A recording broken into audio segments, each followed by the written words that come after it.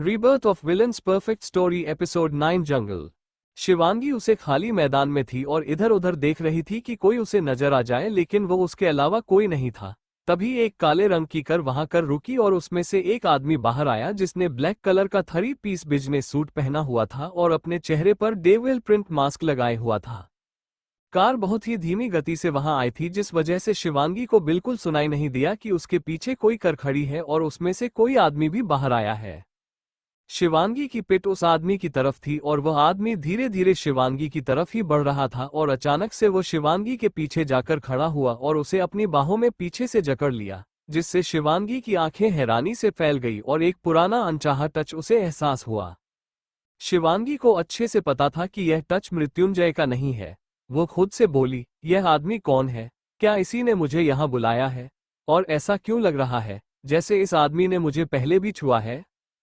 शिवांगी को उस आदमी की छुअन बिल्कुल भी अच्छी नहीं लग रही थी, इसीलिए उसने जल्दी से उस आदमी का हाथ अपने पेट से हटाया और पलट कर देखा और बोली, कौन हो तुम और मुझे यहाँ क्यों बुलाया है? मेरी बेटी कहाँ है? कहाँ है मेरी तनु?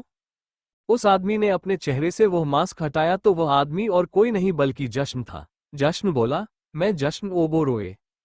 शिवांगी ने इस पर कहा, ओ तो तुमने ही मुझे यहाँ बुलाया है और मुझे मेरी बेटी वापस दो, नहीं तो मैं। इससे आगे शिवांगी कुछ बोलती तो जश्न ने कहा, नहीं तो क्या? बोल, क्या करोगी? अपने मृत्युंजय अग्निवेश को बुलाओगी यह और बोलोगी कि तनु को बचा लो, अपनी बेटी को बचा लो। लेकिन क्यों बचाएगा वह? मृत्युंजय की तो बेटी है ही नहीं तनु। वह किसी गैर की बेटी को क्यों बचाएगा? क्यों उसे पालेगा? क्यों उसके लिए इतनी क्या करेगा? वह नहीं करेगा, कुछ भी नहीं करेगा। जो भी करो करेगा। अब तुम करोगी? मेरी सारी बातें मानेगी क्योंकि तुम्हें तुम्हारी बेटी चाहिए ना? शिवांगी जश्न की सारी बातें सुनकर हैरान थी और वह बोली, तुम्हें कैसे पता कि मृत्युंजय तन्नू का असली बाप नहीं है? कौन हो तुम?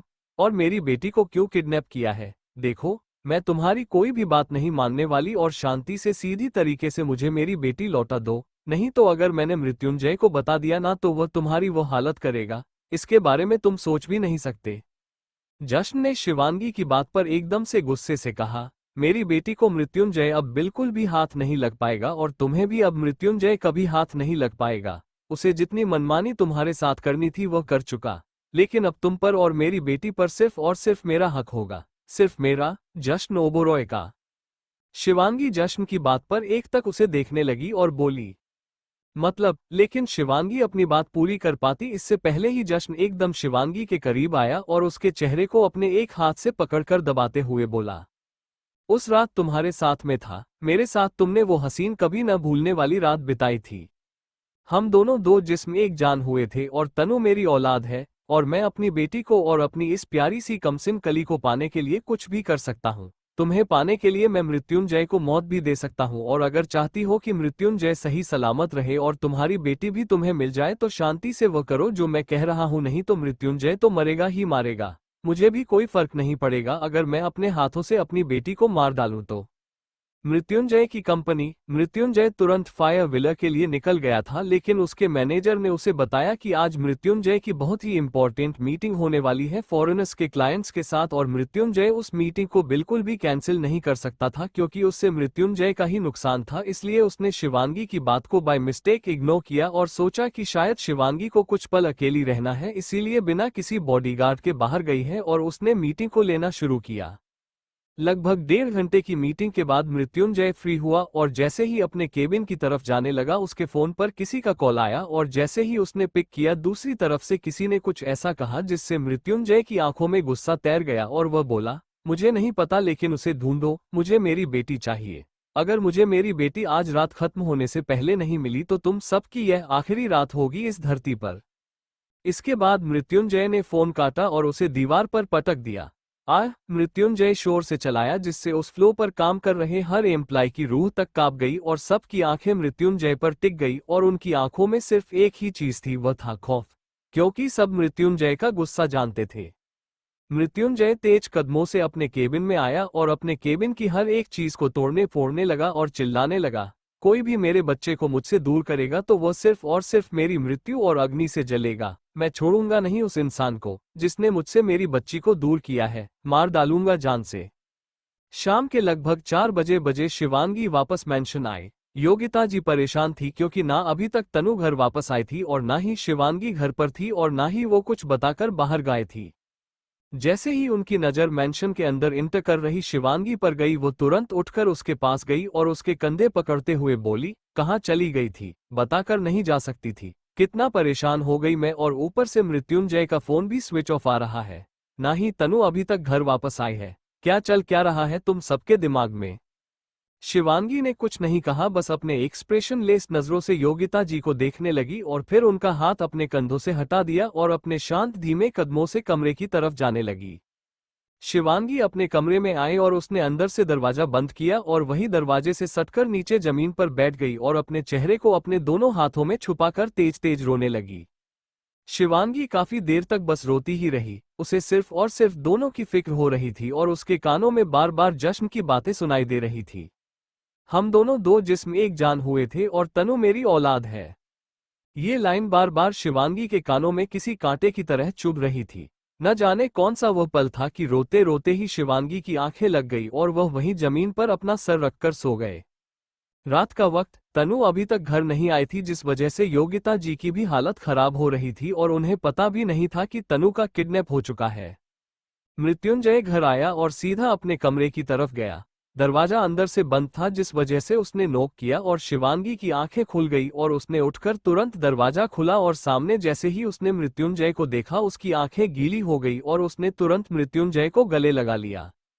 मृत्युंजय को समझ में नहीं आया कि शिवांगी इस तरीके से क्यों रो रही है कि तभी उसके दिमाग में ख्याल आया कि तनु घर नहीं आई है, शायद इसी वजह से शिवांगी परेशान है। उसे बिल्कुल भी अंदाजा नहीं था कि शिवांगी जश्न से मिल चुकी है। मृत्युंजय ने अपना हाथ शिवांगी की पीठ पर रखा और दूसरा उसके सर पर और उसे थपथपाते हुए बोला, तनु आज स्कूल की तरफ से कुछ दिनों के लिए एक पिकनिक पर गई है। तुम टेंशन मत लो और ना ही उसके लिए रो। मैं खुद उसे छोड़कर आया हूँ और सॉरी मैं तुम्हें नहीं बता पाया, और मैंने तनु की सारी जरूरत की चीज उस तक पहुंचा दी है और 2-3 बॉडीगार्ड्स को भी तनु के साथ भेज दिया ताकि उसे कोई प्रॉब्लम ना हो। तो तुम उसकी चिंता में मत रो। मुझे पता है कि तुम इसलिए रो रही हो क्योंकि तनु घर नहीं आई है आज। आई एम सॉरी, मैं नहीं बता पाया तुम्हें, सॉरी। मृत्युंजय की बात सुनकर शिवांगी और भी ज्यादा रोने लगे क्योंकि उसे पता था कि मृत्युंजय उससे साफ झूठ बोल रहा है और उसे एहसास हो गया था कि मृत्युंजय को भी ये पता चल चुका है कि किसी ने तनु का किडनैप कर लिया है। लेकिन अभी तक शिवांगी इस बात के लिए श्योर नहीं थी कि मृत्युंजय को क्या ये पता है कि तनु को सच में किसने किडनैप किया है। शिवांगी खुद से मन में बोली, कैसे झूठ बोल रहे हो तुम मुझसे? आखिर एक माँ को नहीं पता होगा कि उसकी बेटी सही सलामत है या किसी की चंगुल में फंसी हुई है। मुझे पता है तुम मेरा सिर्फ दिल रखने के लिए, मुझे शांत रखने के लिए झूठ बोल रहे हो, पर मृत्युंजय तुम नहीं जानते शायद कि मेरी बेटी किस कंडीशन में है इस वक्त, और मैं उसे उस इंसान के चंगुल से छुड़ाने के लिए कुछ भी कर सकती हूँ। कुछ भी जो उसने मुझे करने को कहा है मैं वह भी करने के लिए रेडी हूँ। शिवांगी मृत्युंजय से दूर हुई और उसके चेहरे को अपने हाथों में भरते हुए बोली, आई नो मेरी बेटी बिल्कुल ठीक है। तुम उसे कभी कुछ नहीं होने दोगे और उसका हमेशा ख्याल रखोगे। वो बस जब वो स्कूल गई और उसके बाद से उसकी ना आवाज सुनी है और ना ही वो टाइम पर घर आई, और तुमने कुछ बताया नहीं तो बस परेशान ज्यादा हो गई और रो पड़ी। पर तुमने मुझे बता दिया ना कि वह ठीक है। अब वो ठीक है, मुझे कोई प्रॉब्लम नहीं है और नहीं मुझे कोई टेंशन हो रही है तन्नू की। कहते हुए शिवांगी एक फीकी मुस्कान अपने चेहरे पर ले आई, जो देखकर मृत्युंजय भी एक ही स्माइल शिवांगी को पास कर दिया। शिवांगी फिर से मृत्युंजय के गले जाकर लेगी। काफी देर तक दोनों ऐसे ही एक दूसरे को हक करके खड़े हुए थे कि तभी शिवांगी के दिमाग में कुछ आया और उसने अपने आप को मृत्युंजय से दूर किया और उसकी चेहरे के करीब अपना चेहरा ले जाने लगी, जो देख मृत्युंजय उससे दूर होते हुए बोला, क्या कर रही हो? दूरियां मिटा रही हूँ, शिवांगी ने एकदम से कहा और अपने होंठ मृत्युंजय के होंठ पर रखकर उसे किस करने लगी और मन में बोली, मुझे नहीं पता मृत्युंजय कि यह पल हम दोनों की जिंदगी में हमारे फ्यूचर में कभी आएगा या नहीं आएगा, कभी हम दोनों आगे साथ होंगे या नहीं होंगे। इसीलिए मैं आज तुम्हारा सारा प्यार चाहती हूँ। मैं चाहती हूँ कि आज तुम अपना सारा प्यार, सारी मोहब्बत, सारा जुनून मुझ पर लुटा दो, क्योंकि मैं नहीं चाहती कि तुम्हारे इस प्यार के लिए आगे चलकर मैं तरसूं। सिर्फ शिवांगी ही मृत्युंजय को किस कर रही थी, मृत्युंजय बिल्कुल भी शिवांगी को किस नहीं कर रहा था। शिवांगी मृत्युंजय से दूर हुई और उसके चेहरे को देखते हुए बोली, प्लीज मेरा साथ दे दो। आज मुझे तुम चाहिए, किसी भी हालत में, किसी भी कंडीशन में। मुझे सिर्फ और सिर्फ तुम्हारा जुनून, तुम्हारी मोहब्बत चाहिए।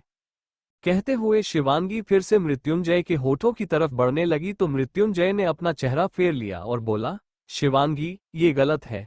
ना ही अभी मेरा मूड है और ना ही तुम अभी इन सब चीजों के लिए रेडी हो। तुम्हारी कंडीशन अभी अच्छी नहीं है। तुमने रो रो कर अपनी हालत को कमजोर कर लिया है। डिनर करो, सो जाओ। शिवांगी बोली, नहीं, मुझे सिर्फ और सिर्फ अभी के अभी तुम चाहिए। प्लीज मेरी बात मान जाओ ना मृत्युंजय। दिल में इस कदर मोहब्बत है उनके लिए, सोए तो ख्वाब उनके, जागे तो ख्याल उनके। कुछ देर बाद दोनों मदहोश हो चुके थे और बेड पर थे। मृत्युंजय शिवांगी के ऊपर आकर उसके होंठ पर अपने होंठ रखकर उसे किस करने लगता है, साथ ही शिवांगी के शरीर को भी उसके बॉडी से अलग करने लगता है। मृत्युंजय के हाथ शिवांगी के पूरे बदन पर चल रहे थे, जो शिवांगी को सिसकियां भरने पर मजबूर कर रहे थे। पता नहीं शिवांगी को आज क्या चाहिए था मृत्युंजय से, जो उसे ये सब करने पर मजबूर करता है। शिवांगी अब बेड पर सिर्फ अपने इनर्स में लेटी हुई थी। मृत्युंजय अपने हाथ शिवांगी के पेट पर चलाने लगता है। शिवांगी भी मृत्युंजय के बाल सहलाने लगती है और वो अपने दूसरे हाथ से उसकी पीठ पर अपनी पकड़ कसने लगती है। मृत्युंजय शिवांगी के बीआरएट को उसके बॉडी से अलग कर बेड के नीचे फेंक देता है और उसके सीने को किस करने लगता है, जिससे शिवांगी आंखें भरते हुए मृत्युंजय का नाम लेने लगती है। मृत्युंजय शिवांगी की आहें सुन उसके अंदर समाने के लिए पागल होने लगता है। मृत्युंजय ऊपर आकर शिवांगी के होंठों पर अपने होंठ रखकर उसे किस करते हुए शिवांगी में एक झटके में समाता है और शिवांगी दर्द से चीख पड़ती है। वही जिद, वही हसरत, ना दर्द दिल में कोई कमी हुई, अजीब है मेरी मोहब्बत, ना मिल सकी ना खत्म हुई। कुछ ही पल में दोनों एक होते हैं और लगभग सुबह के 3:30 बजे दोनों शांत हो सोते हैं। शायद मृत्युंजय ही सोया था, लेकिन शिवांगी की आंखों में बिल्कुल भी नींद नहीं थी, बल्कि कुछ खोने का डर था। शिवांगी मृत्युंजय के सोए हुए चेहरे को देखते हुए बोली, मुझे माफ कर दो मृत्युंजय, जो मैं करने जा रही हूँ शायद तुम मुझसे बहुत नफरत करोगे, बहुत, और मुझे इस नफरत से पहले तुम्हारा प्यार चाहिए था जो तुमने मुझे दे दिया, उसके लिए थैंक यू, पर आई एम सॉरी। जो कदम मैं आज उठने वाली हूँ उसके लिए तुम मुझे कभी माफ नहीं करोगे, मैं जानती हूँ। I am sorry and I love you. लगभग 8:30 के करीब मृत्युंजय की आंखें खुली और उसने अपनी साइड में देखा तो वहां पर शिवांगी नहीं लेटी हुई थी। जो देखा मन में बोला, कल इतना कुछ हुआ हमारे बीच, उसके बावजूद भी इतनी एनर्जी आ गई रैबिट क्वीन के अंदर कि वो इतनी जल्दी उठकर चली भी गई। मृत्युंजय उठाओ और बेड के सिरहाने टिककर बैठ गया और अपने फोन को उसे करने लगा। लगभग आधा घंटा बीत गया लेकिन शिवांगी अभी तक कमरे में नहीं लौटी थी, जो देखकर मृत्युंजय ने आवाज लगाई, शिवांगी, शिवांगी, वॉशरूम में ही रहना है क्या? लेकिन मृत्युंजय को वापस में कोई भी रिस्पांस नहीं मिला, जिस पर मृत्युंजय ने अपना फोन रखा और वॉशरूम की तरफ बढ़ गया। मृत्युंजय ने अपना हाथ उठाया और नॉक करने के लिए दरवाजे पर हाथ रखा, लेकिन कोई वॉशरूम में था ही नहीं, इसलिए दरवाजा एकदम से खुल गया। मृत्युंजय ने अंदर झांकी तो पूरा वॉशरूम खाली था, क्लीन था, फर्श पर भी बिल्कुल पानी नहीं था, जिससे ये साफ पता चल रहा था कि कोई भी अभी तक नहाया नहीं है। मृत्युंजय खुद से बोला, ये रैबिट क्वीन सुबह सुबह उठकर कहाँ चली गई? मृत्युंजय ये सब सोच ही रहा था कि तभी उसके मन में ख्याल आया कि शायद वह नाश्ता बनाने के लिए नीचे चली गई होगी, इसलिए वह नहाने वॉशरूम में चला गया और कुछ देर बाद नहाकर बाहर आया और क्लोजेट में जाकर अपने कपड़े पहने। मृत्युंजय कमरे से बाहर निकलने को हुआ कि तभी उसका फोन रिंग हुआ और उसने फोन उठाया तो उसके असिस्टेंट का कॉल था। मृत्युंजय ने फोन पिक किया तो दूसरी तरफ से आवाज आई, सर मैंने आपको कुछ इन्फॉर्मेशन भेजी है मेल पर, आप प्लीज चेक कर लीजिए। हम मृत्युंजय ने किया और फोन काट दिया और अपने फोन को ओपन करके मेल बॉक्स चेक किया तो उसमें एक मीटिंग से रिलेटेड इन्फॉर्मेशन थी। मृत्युंजय बहुत अच्छे से जानता था कि तनु के बारे में उसके किसी भी आदमी को इतनी आसानी से पता नहीं चलेगा, क्योंकि तनु को किडनैप करने वाला कौन है यह अभी तक मृत्युंजय को नहीं पता चला था और मृत्युंजय के इतने सारे दुश्मन थे कि उनमें से कोई भी हो सकता है तनु को मृत्युंजय के खिलाफ हथियार बनाकर यूज करने वाला। मृत्युंजय ने फाइल को स्क्रॉल किया और उसे पूरी तरीके से पढ़ लिया और उसे यूज करते हुए ही वह नीचे हॉल में आया तो देखा कि योगिता जी सोफे पर बैठी हुई है और तनु के लिए स्वेटर बुन रही है। मृत्युंजय ये देख बोला, क्या माँ, अभी सर्दी आने में बहुत वक्त है, फिर अभी से आप मेरी प्रिंसेस के लिए क्यों स्वेटर बना रही है? तब तक वो बहुत बड़ी हो जाएगी। योगिता जी इस पर मृत्युंजय को देखते हुए बोली, हाँ वह तो बड़ी होकर खंबा हो जाएगी ना, इतनी भी बड़ी नहीं होने वाली है और सर्दी आने में अभी सिर्फ और सिर्फ 6-7 महीने रह गए हैं। बच्चों को जल्दी से जल्दी स्वेटर पहना देने चाहिए, इससे पहले कि उन्हें सर्दी पकड़ ले। मृत्युंजय इस बात को जाने दिया और बोला, शिवांगी कहाँ है, अभी तक किचन में है क्या? योगिता जी इस पर स्वेटर को बनते हुए बोली, वह किचन में क्यों होगी, कमरे में होगी, वह तो अभी तक नीचे आई ही नहीं है, सारा नाश्ता मैंने बनाया है। उसके बाद योगिता जी कुछ याद करते हुए बोली, अच्छा वैसे तुमने बताया था कि तनु पिकनिक पर गई है, कितने दिनों के लिए गई है? मेरी पोती के बिना बिल्कुल मन नहीं कर रहा है मृत्युंजय, तुमने क्यों भेजा उसे? मृत्युंजय योगिता जी की बात पर खामोश हो गया क्योंकि उसके पास इस बात का कोई भी जवाब नहीं था। मृत्युंजय बोला, माँ, तनु का मन था इसलिए मैंने उसे भेज दिया और यही तो उम्र है उसकी खेलने कूदने की, एंजॉय करने की, तो उसे एंजॉय करने दीजिए और मुझे बताइए कि शिवांगी कहाँ है, वो कमरे में नहीं है। योगिता जी ने इस पर स्वेटर साइड में रखा और मृत्युंजय के पास आते हुए बोली, क्या कब से एक ही बात बोल रहा है कि शिवांगी कहाँ है, शिवांगी कहाँ है? बोला ना कमरे में है, वह नीचे आई ही नहीं है, मैं पिछले 3 घंटे से यही बैठी हूँ। मृत्युंजय इस पर खुद से मन में बोला, पिछले 3 घंटे से माँ नीचे बैठी है और मैं और शिवांगी शांत ही सुबह के 3 बजे के आसपास रुके हैं। और अभी सिर्फ 9 बजे बजे है, मतलब शिवांगी इतनी जल्दी उठ गई, लेकिन कैसे? इतनी जल्दी उसकी नींद पूरी हो जाए, उसकी थकान खत्म हो जाए, इम्पॉसिबल। कहाँ चली गई है? कहते हुए मृत्युंजय बिना योगिता जी को कुछ बोले टेरेस की तरफ चला गया, जिस पर योगिता जी उसे रोकते हुए बोली, अरे कहाँ जा रहा है, बता कर तू जा, कुछ भी तीनों के तीनों बताते नहीं है। योगिता जी ने लास्ट लाइन मृत्युंजय को जाते हुए देख बोली थी क्योंकि मृत्युंजय बहुत आगे निकल गया था और उसने योगिता जी की बात नहीं सुनी थी। मृत्युंजय टेरेस पर आया तो पूरा टेरेस भी खाली था, वहां कोई भी नहीं था, जिस पर अब उसे पर टेंशन होने लगी थी। मृत्युंजय के दिमाग में पिछली रात शिवांगी की कहानी बात गूंजने लगी। मुझे नहीं पता मृत्युंजय कि यह पल हम दोनों की जिंदगी में, हमारे फ्यूचर में कभी आएगा या नहीं आएगा, कभी हम दोनों आगे साथ होंगे या नहीं होंगे। इसीलिए मैं आज तुम्हारा सारा प्यार चाहती हूँ। मैं चाहती हूँ कि आज तुम अपना सारा प्यार, सारी मोहब्बत, सारा जुनून मुझ पर लुटा दो, क्योंकि मैं नहीं चाहती कि तुम्हारे इस प्यार के लिए आगे चलकर मैं तरसूं। मृत्युंजय खुद से बोला, रैबिट क्वीन ने मुझे ऐसा क्यों कहा था कि हम दोनों का फ्यूचर साथ में होगा या नहीं होगा? ऑफकोर्स हमारा फ्यूचर साथ में है, तो उसने ऐसी बात क्यों कही? कहते हुए मृत्युंजय तुरंत कमरे की तरफ भागो। मृत्युंजय कमरे में आया और सीधा क्लोजेट की तरफ गया और शिवांगी कपड़ों की रेक को ढूंढने लगा, तो वहां पर आधे से ज्यादा शिवांगी के कपड़े रखे थे, लेकिन कुछ कपड़े वहां पर नहीं थे। मृत्युंजय इटैची वाली साइड में गया तो वहां से भी 2 इटैची गायब थी। मृत्युंजय के गुस्सा आने लगा था और वहां पर के सोफे पर अपना जोर से पैर मारा और गुस्से से चिल्लाया, तुम मुझे छोड़कर नहीं जा सकती शिवांगी, जान से मार डालूंगा तुम्हें अगर तुमने मुझे छोड़कर जाने के बारे में सोचा भी, बस अब तुम मेरे हाथ लग जाओ एक बार। कहते हुए मृत्युंजय के हाथों की मुठिया बहुत ज्यादा कस गई थी। तभी मृत्युंजय का फोन पर नोटिफिकेशन आया और मृत्युंजय ने फोन को ओपन करके देखा तो उसमें एक कार्ड बहुत ही अच्छे से सजाकर किसी अननोन नंबर से मृत्युंजय को भेजा गया था और बड़े बड़े अक्षरों में लिखा हुआ था, आपका आना अनिवार्य है मृत्युंजय अग्निवेश, जरूर आएगा और देखिएगा अपनी अनमोल रतन को खोते हुए। और उसके बाद एक डेविल स्माइल का प्रिंट स्माइल विद हॉर्न्स। सुबह का वक्त, राठौर मेंशन। निश्चय अपने डाइनिंग टेबल पर बैठ फोन स्क्रॉल करते हुए कॉफी पी रहा था कि तभी उसके मेल पर नोटिफिकेशन आया तो वो थोड़ा हैरान हुआ और उसे ओपन किया। जैसे जैसे वो मेल को रेड कर रहा था, उसका चेहरा गुस्से से सर्द और दिमाग गर्म होते जा रहा था। जैसे ही निश्चय ने वह मेल पूरा पढ़ा, निश्चय ने डाइनिंग टेबल पर बड़ा हुआ कपड़े को जोर से खींचा और दूसरी तरफ फेंका, जिससे टेबल पर राखी हर एक चीज नीचे गिर गई। निश्चय चिल्लाया। निश्चय की चीख सुनकर सारे के सारे सर्वेंट भी अपने अपने काम से बाहर आए और अपने कमरे में रेस्ट कर रही आलिया भी बाहर आई और तुरंत निश्चय के पास भागी।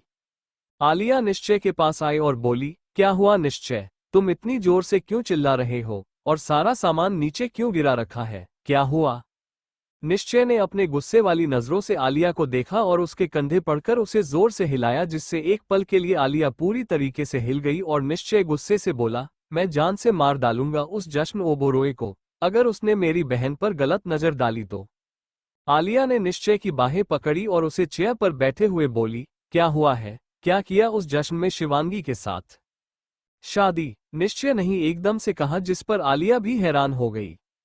What, how and why and Shivangi जश्न के साथ शादी करने के लिए तैयार हो गई और उसके साथ शादी कर भी ली, क्यों? आलिया बिल्कुल भौचक्की हो गई थी और उसने अपनी इस एक्सप्रेशन के साथ कहा। निश्चय ने जमीन को एक तक देखते हुए कहा, शादी की नहीं है, इस हफ्ते में करने वाला है और मैं इस हफ्ते में जश्न की जान लेने वाला हूँ। बहुत हो गया इस आदमी का, बहुत बर्दाश्त कर लिया। मेरी बहन ने इस आदमी को पिछले 5 साल से उसके ऊपर किसी काले साए की तरह लटक रहा है। मैं अब उस आदमी को बिल्कुल भी नहीं छोड़ूंगा, बिल्कुल भी नहीं। आलिया को बिल्कुल भी समझ में नहीं आया तो उसने निश्चय से सवाल किया, लेकिन तुम्हें किसने कहा कि जश्न के साथ शिवानी शादी करने वाली है? जश्न ने कोई जवाब नहीं दिया और वह मेल जिस पर शिवांगी और जश्न का वेडिंग इनविटेशन कार्ड था उसे आलिया के सामने कर दिया। आलिया ने निश्चय के हाथ से फोन लिया और उसे कार्ड को बहुत अच्छे से ध्यान से देखने लगी और पढ़ने लगी। वो कार्ड बहुत ही अच्छे तरीके से सजाया गया था। ये भले ही वेडिंग इनविटेशन कार्ड की सॉफ्ट कॉपी थी, लेकिन देखने से ही समझ आ रहा था कि अगर हाथों में इसकी हार्ड कॉपी आ जाए तो वो किसी नायाब वस्तु की से कम नहीं लगेगी। कार्ड के नीचे लिखा हुआ था प्रेस। आलिया ने उस प्रेस के बटन को दबाया जिस पर वह कार्ड किसी 3D डायमेंशनल की तरह ओपन हो गया।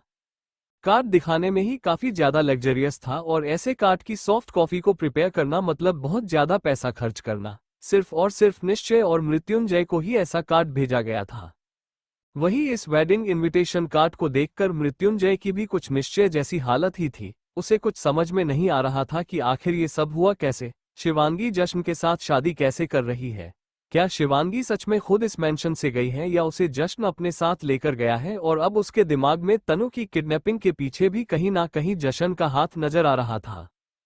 पूरा का पूरा रूम बिखरा हुआ था। वॉल पर लगी पेंटिंग्स को मृत्युंजय ने जमीन पर गिरकर तोड़ दिया था। बेड बिल्कुल बिखरा हुआ था। बेडशीट को मृत्युंजय ने गुस्से में आकर लाइटर से जला दिया था।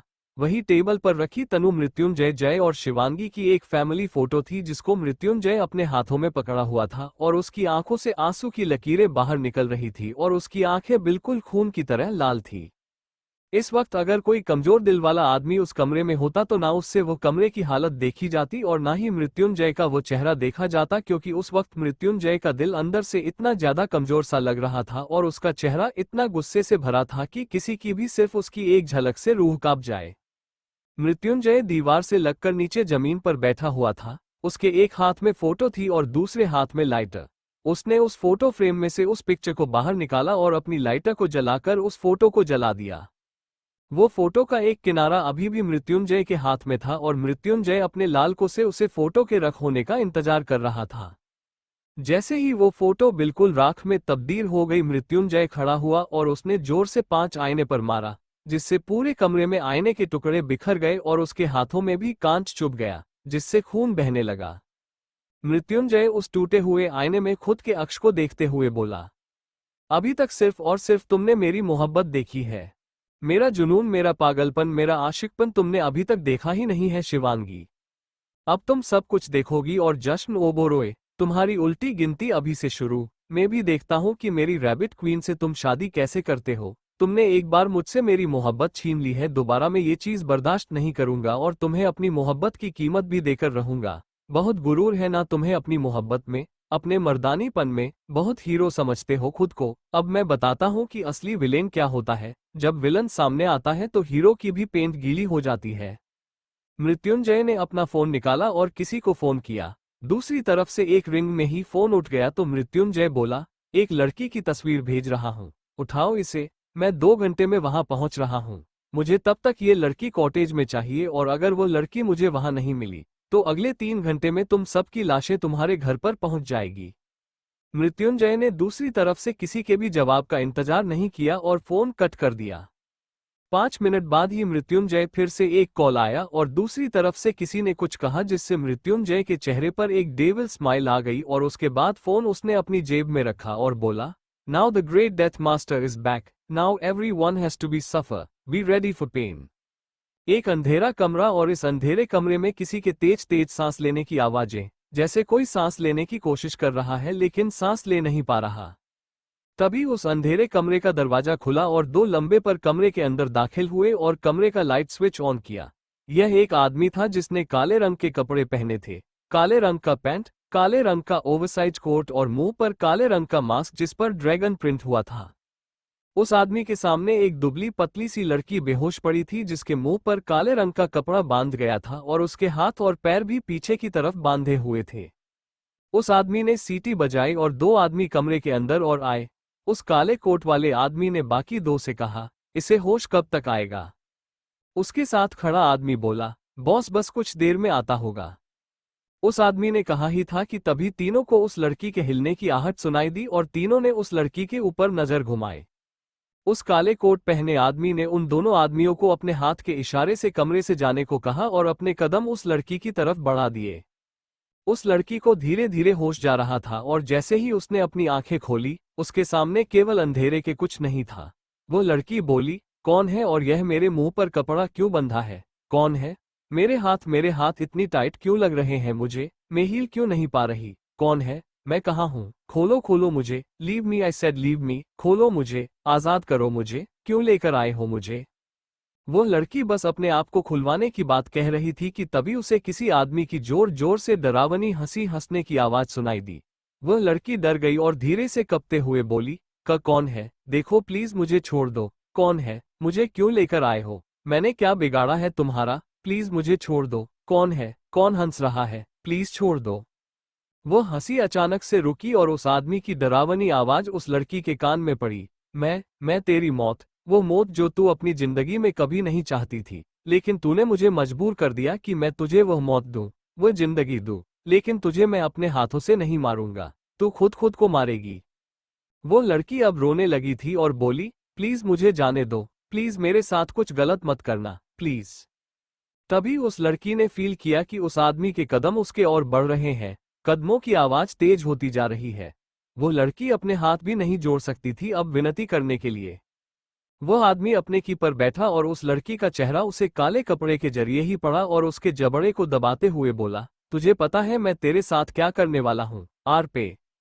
आखिरी शब्द सुनकर वो लड़की बिल्कुल हैरान हो गई और इस बार उसकी आंखों से आंसू झरझर बहने लगे और बोली, प्लीज ऐसा कुछ मत करना, प्लीज प्लीज मेरे साथ, प्लीज प्लीज बलात्कार मत करना मेरे साथ, प्लीज प्लीज। लेकिन इससे पहले कि वो कुछ कहती उसे अपने कपड़े फटने की आवाज सुनाई दी। आह है, अपनी कुर्ती की बाजू फटने की आवाज से ही वो लड़की बहुत तेज चिल्लाई, जिस पर उस आदमी ने उस लड़की को जोरदार थप्पड़ मारा और बोला, चिल्ला मत।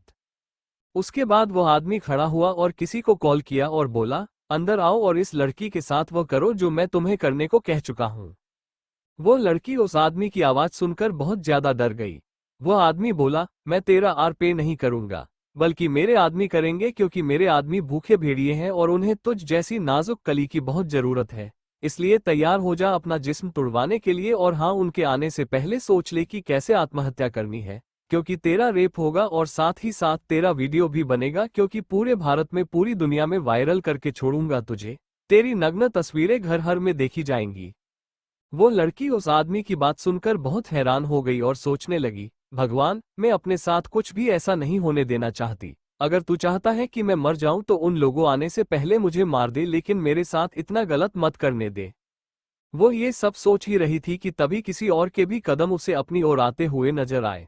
वो लड़की सिर्फ और सिर्फ घबराए जा रही थी और रोए जा रही थी, इसके अलावा उसके पास कोई ऑप्शन भी नहीं था। वो आदमी उससे बोला, मैं यहाँ से जा रहा हूँ, वीडियो सही से बन जानी चाहिए, और उसके बाद वह काले कोट वाला आदमी वहां से निकल गया।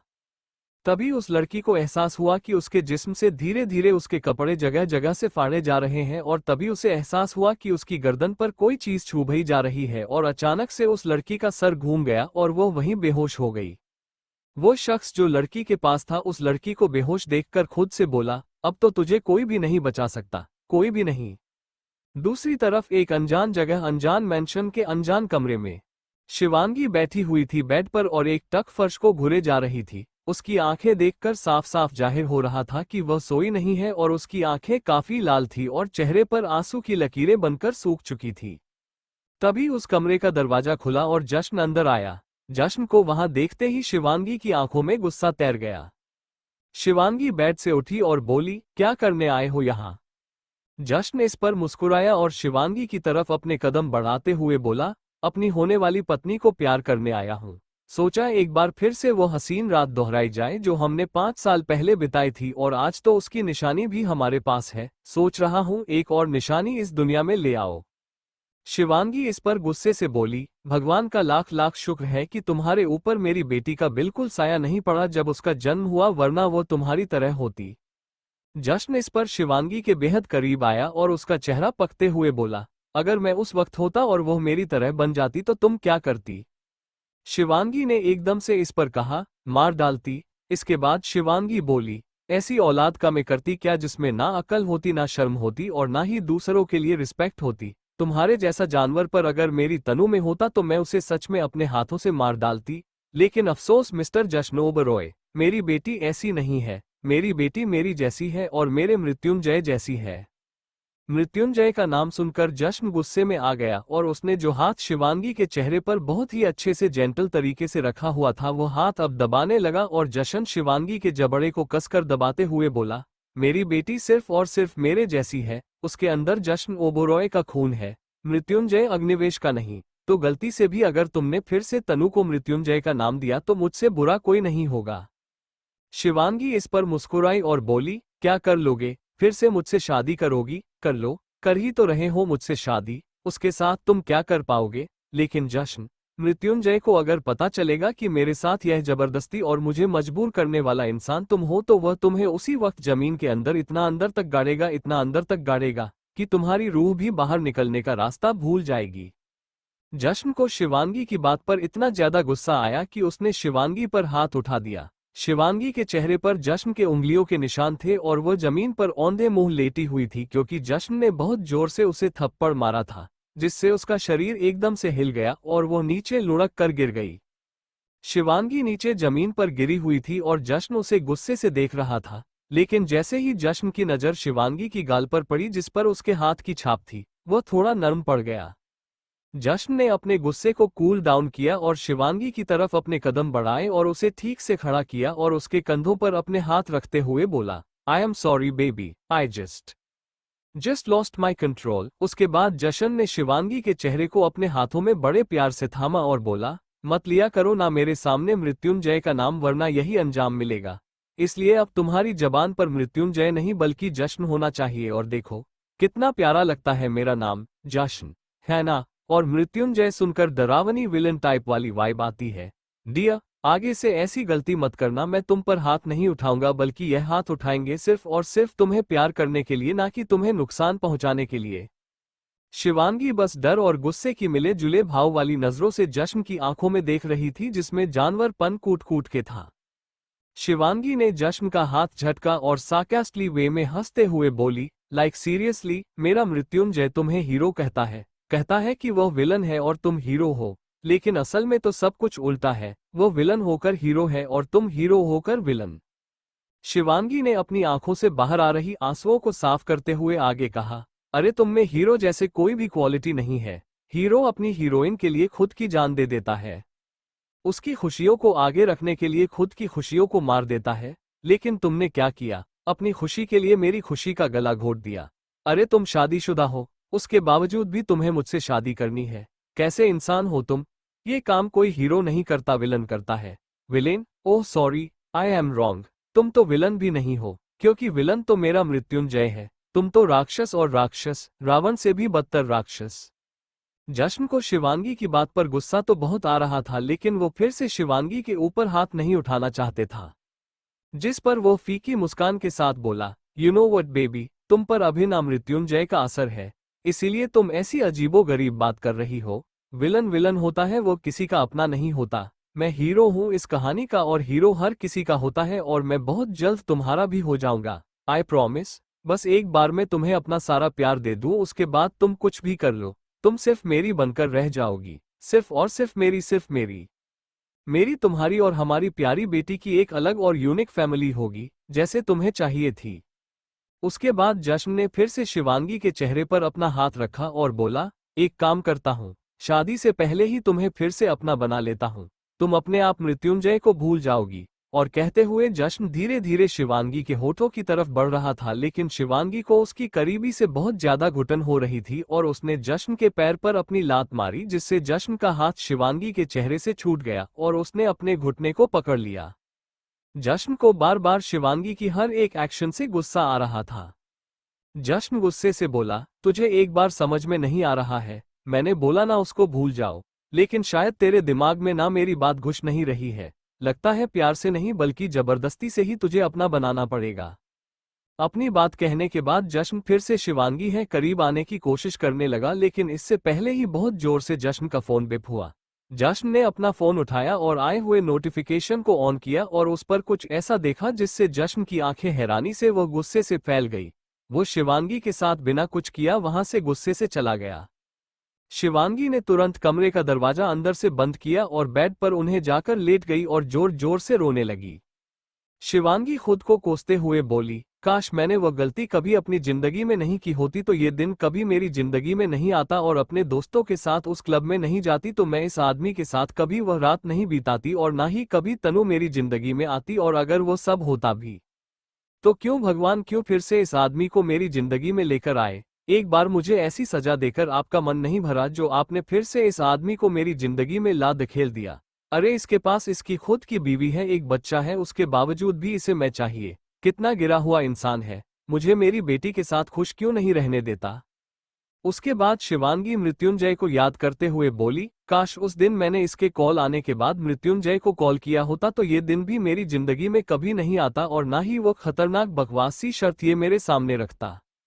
वहीं दूसरी तरफ राठौर कॉर्पोरेशन में निश्चय एक लड़की के साथ बहुत ही वाइल्डली इंटीमेट हो रहा था। दोनों के कपड़े उन दोनों के अंग से दूर थे। दोनों एक साथ निश्चय के प्राइवेट रूम के अंदर बंद थे और वह लड़की बेड पर नीचे थी और निश्चय उस लड़की के ऊपर था और अपनी रफ्तार को धीरे धीरे बढ़ाई जा रहा था जिससे उस लड़की की चीखें और आहें निकल रही थी। वो लड़की धीरे से निश्चय से बोली, प्लीज सर अब मुझे छोड़ दीजिए। Now I have no energy, I can't tolerate you, please leave me sir. ये लड़की और कोई नहीं बल्कि रिश्ते के ऑफिस में काम करने वाली एक खूबसूरत सी 23-24 साल की एम्प्लॉय थी। इस लड़की को निश्चय की कंपनी में काम करने के लिए बड़ी ही मशक्कत करनी पड़ी थी। इस लड़की का परफॉर्मा बहुत ही ज्यादा लो था और इसे किसी भी कंडीशन में राठौर कॉर्पोरेशन में अपनी जगह बनानी थी ताकि इसको अच्छी से अच्छी सैलरी मिले, लेकिन इसका परफॉर्मेंस डाउन होने की वजह से निश्चय ने इस नौकरी नहीं दी। लेकिन इसके बाद इस लड़की ने निश्चय को सेड्यूस करने की कोशिश करी और हमारे निश्चय बाबू तो है ही लड़कियों के दीवाने, वो हो गए सेड्यूस और उन्होंने रख लिया इस लड़की को नौकरी पर। उस लड़की की बात पर निश्चय कुछ पल के लिए रुका और उस लड़की के चेहरे को दबाते हुए बोला, मुझे सेड्यूस करने से पहले ये सब सोचना था बेबी डॉल की तुम्हें बहुत भुगतना पड़ेगा, अब सहो दर्द।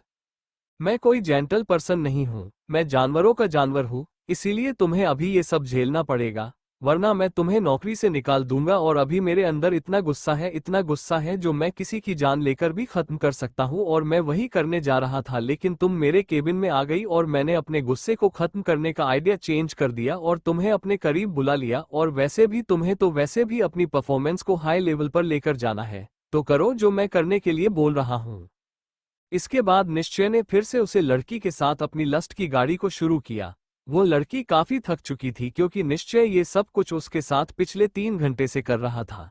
पहले तो उसे भी निश्चय के साथ ये सब करने में बहुत मजा आ रहा था, लेकिन जैसे ही निश्चय धीरे धीरे और भी ज्यादा वाइल्ड होता रहा उस लड़कियों को समझ आ गया कि उसने गलत इंसान के साथ पंगा ले लिया।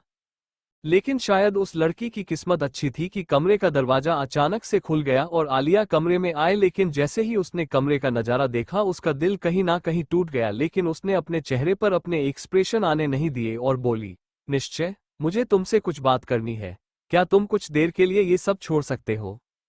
निश्चय अब लगभग सेटिस्फाई हो चुका था और उसका गुस्सा भी काफी हद तक शांत हो चुका था, इसलिए उसने उस लड़की को आजाद किया और बोला, यू आर सो लकी, मेरी फ्यूचर वाइफ की वजह से तुम बच गए, वरना शायद तुम्हारी मैं जान ले लेता आज। वो लड़की रिश्ते की बात पर हैरान थी कि आलिया उसकी फ्यूचर वाइफ है।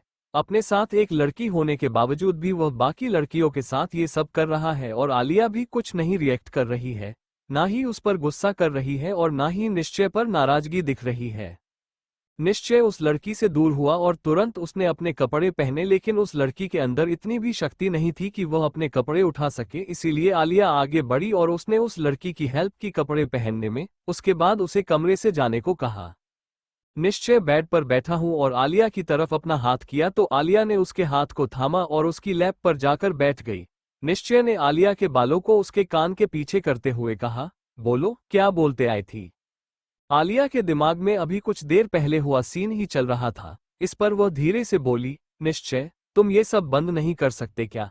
मैं हूं तो तुम्हारे पास, जो करना है करो मेरे साथ, मैं तुम्हें नहीं रोक रही, लेकिन बाकी लड़कियों को बख्श दो। कितना करोगे ये सब? आई नो तुम एक प्लेबॉय हो और तुम्हें ये सब चीज में मजा आता है और तुम्हारी पर्सनैलिटी ऐसी हो चुकी है कि तुम्हें आदत लग चुकी है इन सब की, लेकिन कोशिश करोगे तो बदल जाएगी यह आदत।